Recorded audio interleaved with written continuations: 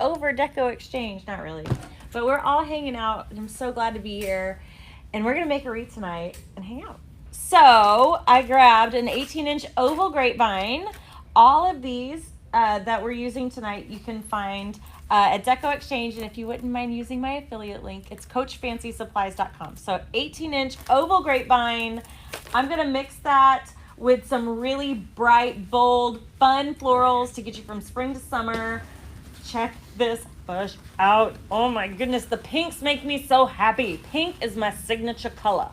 So I'm not wild about the leaves, so I'm just gonna go ahead and push those down. And just, they're so dark green that it's gonna really contrast with this light green. And I don't want that. I want this to be big and bold and awesome. This is my top and this is my bottom. I'm gonna be kind of working on the left-hand side and just putting a little bend on my stem, weaving them into the direction of the grapevine, like so. Leaving a lot of stem so that this just kind of dances right on out of here. You know what confuses a lot of people? What does? Half of us put our bow on first and half of us put our flowers on first. Why do you do what you do? I don't always put the bow on last. Same. But my mingo's going to be over here, and the bow, see, there's no, like, you can kind of connect this, but it looks a little funny. So he's going to be coming out of the bow.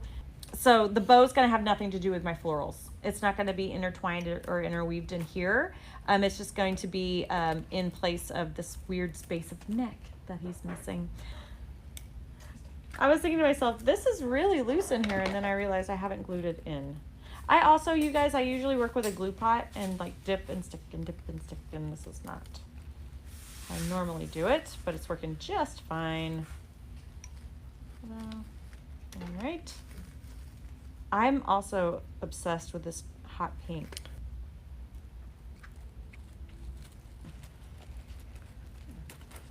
All right, so I picked these lighter and the lighter pink and the big flower heads, and I kind of staggered those through, and then I filled it in with these hot pink, and I'm loving the way it looked. So this is where we are with this so far. Like I said, I grabbed the lighter pink ones because there were fewer of them, and I staggered them down.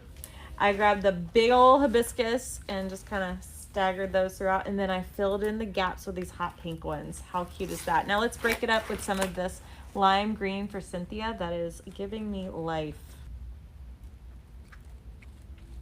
Yes. They want to know if your mama named you after the Reba song. Yes. Her real name isn't Fancy. No, my name's Jacqueline. No, I just like fancy things. My real name isn't Fancy, but if you'd like it to be, then sure.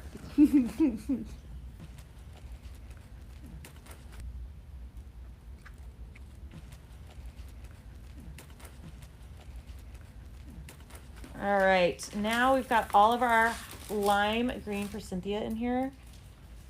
Like, you could stop now, but why? It's flamingo time. Okay, so let's start with this mingo body. I'm just gonna kind of perch him into the greenery over here so that I can hide his guts and then hide these little leggies up in here. He has some really long legs, but I guess flamingos do. Okay. Body first. I'm just gonna wrap him around.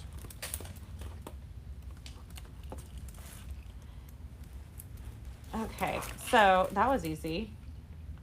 Ship shape. All right, now I'm gonna put a little bow right here. And when I say little, it's not gonna be very little because I'm fancy, like Reba.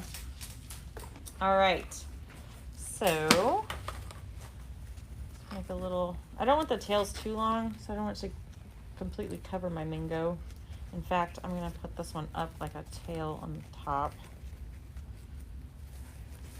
Right. Yeah.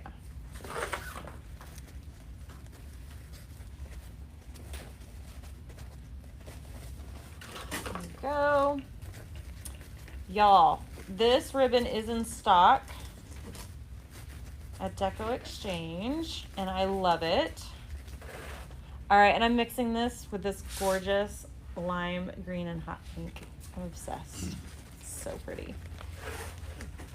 All right. Everyone loves how you just make your bows. Thank you.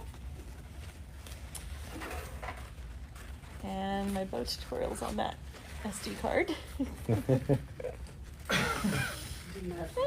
I've already Come a little deleted them. often. Come a little often. That was quick. All right.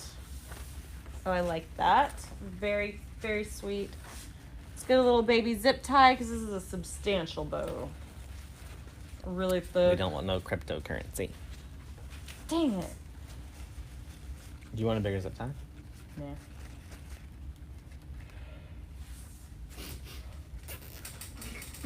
Kind of perfect. Oh, I do for the wreath actually.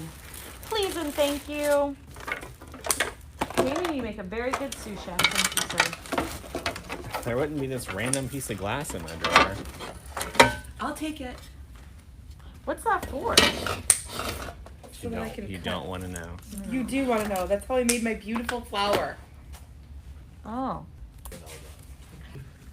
Okay. I'm making little dovetails in this because the tails, if they hung down, would go over the mingo and it would look a little strange.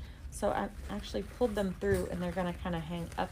One's going to like be up and the other one's going to be down. All right. Now, here we go. Zip tie 'em in there. I love me some zip ties. They just make life easy. Alright. One tail up, one tail down. Here we go. Party time.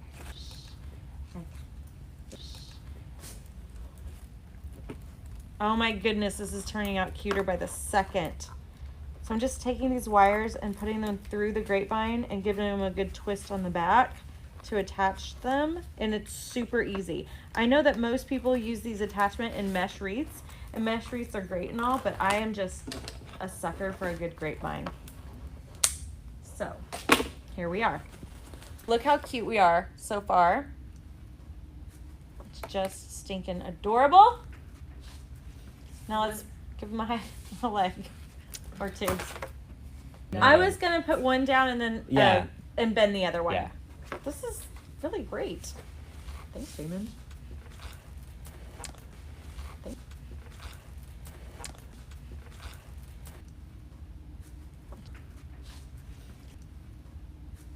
That's perfect. Yes. Yes, yes. Perfect. But how cute is that? We're not done. We're not done. I forgot about the berries. I got it. All right. I'm going to add this whole thing because the stem is a little too short to cut it much shorter than that. And, yeah. I know what I'm doing. Let me put one up at the top and then one down at the bottom. I love you, but I'm not waiting. I really, really, really want you to take this time to invest in yourself, invest in your craft, invest in your small business if you're doing this for a business. Okay. I believe I put the finishing touch on this. Show it off.